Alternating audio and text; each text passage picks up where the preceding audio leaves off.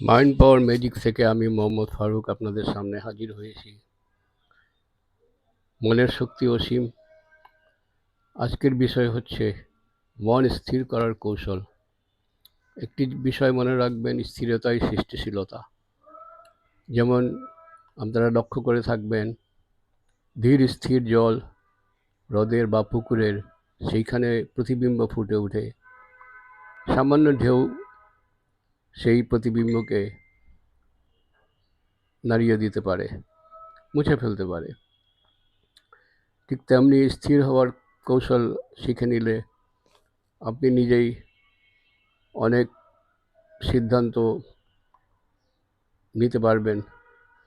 এই কৌশলটা চর্চার মাধ্যমে শিখতে হবে। প্রধানত স্থির হতে গেলে আপনাকে ধ্যান করার কৌশলটা শিখে নিতে হবে। কিভাবে ধ্যান করতে হয়। ধ্যান বা মেডিটেশন স্থির হওয়ার প্রধানতম কৌশল। রাতে একটা সময় আপনি বেছে নেবেন, সোজা হয়ে বসবেন, ধীর স্থিরভাবে নিঃশ্বাস প্রশ্বাস নেবেন এবং সেই নিঃশ্বাস প্রশ্বাসের দিকে খেয়াল করবেন, মনোনিবেশ করবেন। এইভাবেই ধ্যানের চর্চা করতে হয়। এখানে লাভালাভের বিষয়টা যদি বলি, ধ্যান অবস্থায় আপনি অনেক সূত্র পাবেন। মনে ছবি তৈরি করতে গেলেও ধ্যান অবস্থায় আপনাকে করতে হবে। তো যাই হোক, স্থির হওয়ার কৌশলে প্রধানতম নিয়ম হলো ধ্যান করা। ধ্যান করা শিখতে গেলে আপনাকে একটু ধৈর্য ধরে চর্চা করে যেতে হবে। ধৈর্যশীলতা ধ্যান করার প্রধানতম চাবিকাঠি।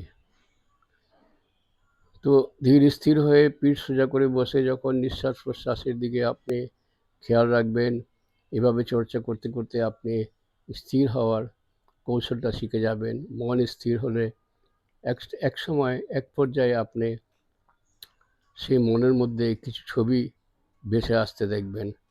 মনে রাখবেন, সেই ছবি সবসময় সত্য এবং সেইখানে আপনি আপনার পথ নির্দেশ পাবেন। এই অবস্থায় পৌঁছাতে একটু সময় লাগবে। ধৈর্য ধরে এখানে পৌঁছাতে হবে আপনাকে। তাই বলছি, স্থির হওয়ার স্থির হওয়ার চর্চা করুন। কেননা স্থিরতাই সৃষ্টিশীলতা।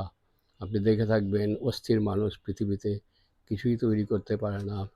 তারা সারা জীবনে ভুল সিদ্ধান্ত নিতে নিতে নিজেকে এমন এক চৌরাস্তায় আবিষ্কার করে, যেখান থেকে সে কোন দিকে যাবে বুঝতে পারে না।